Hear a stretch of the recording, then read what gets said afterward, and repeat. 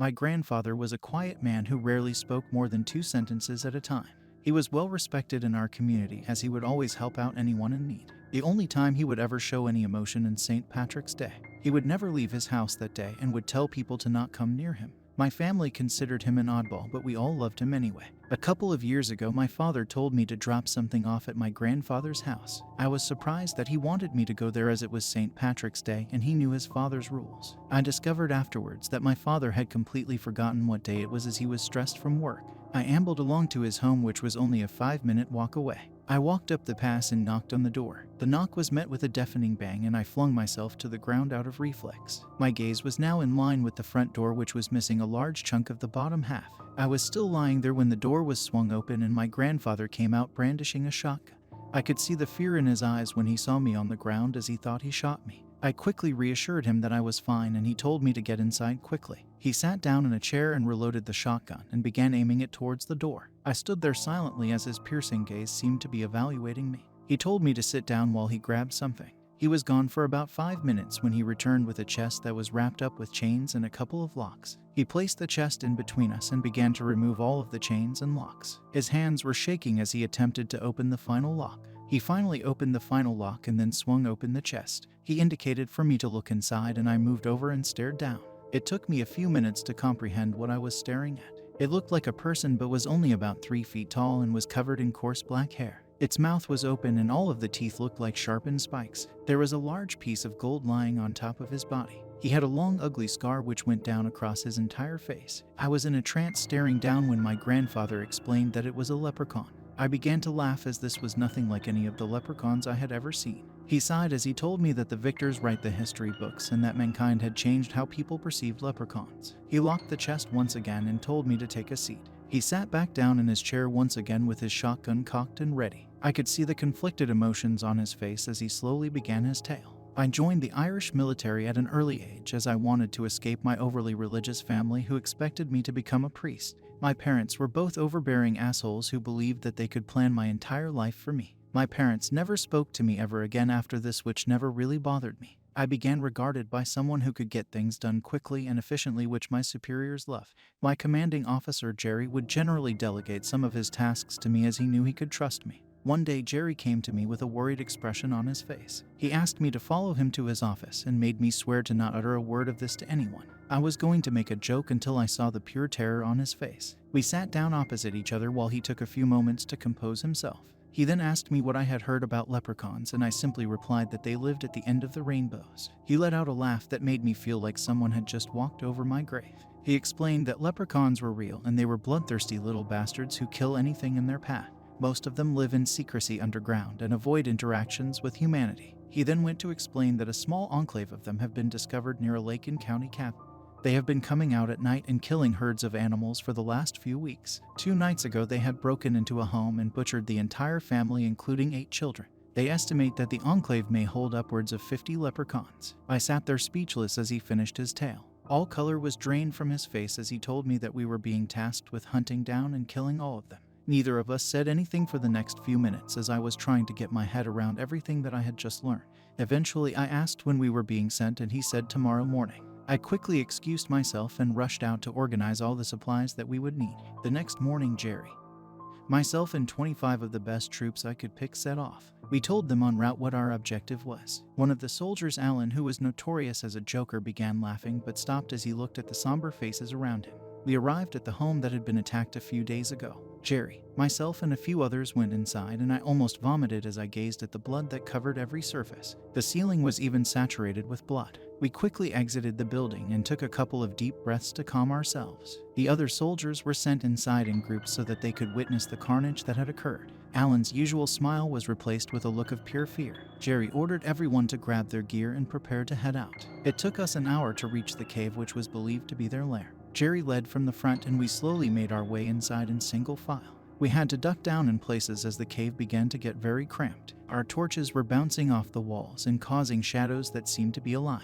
I don't know how long we were moving in single line for, but it seemed to take forever. We were descending deeper and deeper underground. We eventually reached a large open space and we spread out to take a look around. One of the soldiers called us over and we walked over to find bones that had been gnawed on. I was going to dismiss it as an animal until the realization that it was the remains of a baby struck me. We were standing there silently gazing down at the baby's body when one of the soldiers let out a scream.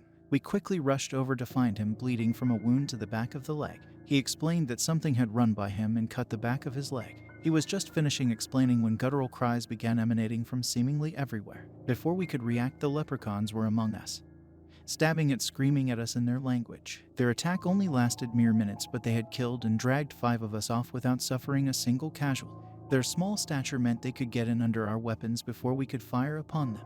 We had gotten disoriented in the attack and were now unable to remember the way we had entered, as they all looked similar. We formed up into a circle while using our torches to keep an eye out for them. I had to take command as Jerry seemed to be in shock. I began issuing orders to drop anything non-essential and just bring what we needed. We began to follow the bloody tracks left by our comrades that they had slain. I could see the determination in the others' faces as they wanted revenge for earlier. We were trying to move as quickly as possible to try and catch them by surprise. We continued our downward descent, and we all began to get uncomfortable due to the sweltering heat that seemed to be coming from everywhere. We eventually reached an enormous cavern that was alive with sound. We were on a landing that was higher than the floor of the cavern, so we slowly crawled to the edge. I couldn't breathe as I gazed down at the sight that lay before me. Hundreds of leprechauns were standing down there, and they all appeared to be armed to the teeth. One of them stood on a rock and was giving them what appeared to be a speech. Jerry indicated for us to move back, and in my haste to move, I knocked over a small set of stones which cascaded down into the cavern below. We all gazed once more over the edge to see hundreds of hate-filled eyes looking back at us. Their leader screamed a word in their tongue, and they all began to charge towards our position. We ran back to the others and opened fire on the closest rank of leprechauns. They were very difficult to kill, as it took almost 5 or 6 bullets to kill them. We began a fighting retreat, and I could hear the occasional scream as one of my comrades was killed.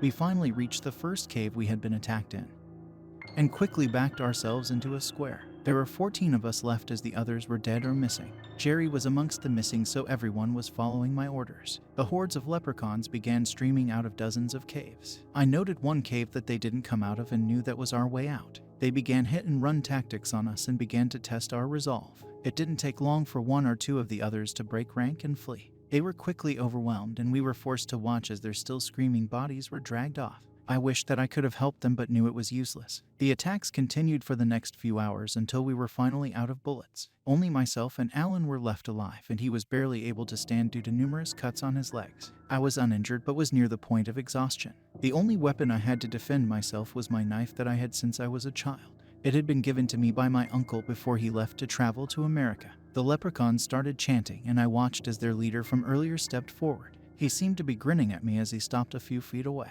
He pulled out what appeared to be a sharpened bone and then waited. I knew that our only chance of survival was for me to kill him. I had height advantage, but he could easily get under my defenses. I walked forward unsteadily on my feet, clutching my knife. His grin seemed to get even wider as he watched me approach. I barely had time to react as he suddenly charged at me. I just instinctively lashed out and felt ecstatic as my knife ripped across his face. He let out a howl as the blood flowed down his face. He seemed momentarily distracted, so I took the initiative and began stabbing towards him. He quickly recovered and began pacing around me with blood covering his face. He stabbed me a number of times, but thankfully none of them were severe. I quickly noticed that he was beginning to stumble as the blood was blinding him. I reacted on instinct and jumped forward and pinned him to the ground. I plunged the knife into his chest a number of times until he finally stopped moving. I pushed myself to my feet and looked up to see the other leprechauns slowly retreating back down into their caves. I helped Alan to his feet and then also grabbed the dead leprechaun and then dragged him with us. We reached the surface to discover an entire day had passed since we had gone down into the caves. We made our way back to the truck in which we had arrived. I went rooting in the back and found what I was looking for. I left Alan at the truck and made my way back to the entrance carrying the explosives. I watched in satisfaction as the explosives sealed the entrance and trapped the leprechauns down in their underground lair. I decided to keep the leprechaun's body as a trophy and heard from a wise woman that gold keeps their bodies in near perfect state. Our superiors were disappointed that so few of us returned, but were happy we fulfilled our mission. I retired from the army soon afterwards as it had lost its appeal to me. I refused to share this story with others as I didn't want people to think I was crazy. I sat there silently as my grandfather finished his tale, as this is the most words I have ever heard him speak in one sitting. I would have thought he was crazy if I hadn't seen the body in the crate. My grandfather explained that St. Patrick's Day is the day that leprechauns freely travel the surface as people don't notice them. He gazed over at the clock and lowered the shotgun after discovering it was after midnight. He made me swear not to tell my father that he had almost killed me before sending me home. I got addicted to drugs in the following years and ended up stealing from friends and family to help finance my addiction. I remembered the gold that my grandfather had in the chest and managed to break in and steal it when I knew he was away. The dead leprechaun had a death grip on it and I had to smash his hands repeatedly to release it. I sealed the chest up once more and placed the key back where I had found it. My grandfather's body was discovered on the 18th of March last year and his death was ruled as an animal attack. His body had been ripped apart into hundreds of pieces and a lot of his body was unaccounted for. No one seemed interested in the chest that was found in his house, or the fact that it looks like something forced its way out of it. I tried to explain to people what had been inside, but people just assumed that I was just high on drugs. I gave up drugs that day and swore to myself that I would atone for causing my grandfather's death. I have been getting more and more paranoid lately as there have been lots of animal attacks near my home. Last night I gazed out my window to see a small creature with a scar across its face and it appeared to be taunting me. I watched as it lifted up my grandfather's face that it had ripped from his body. I quickly closed my curtains and hid in the bathtub. I can now hear voices coming from outside my house and I pray to God they are human.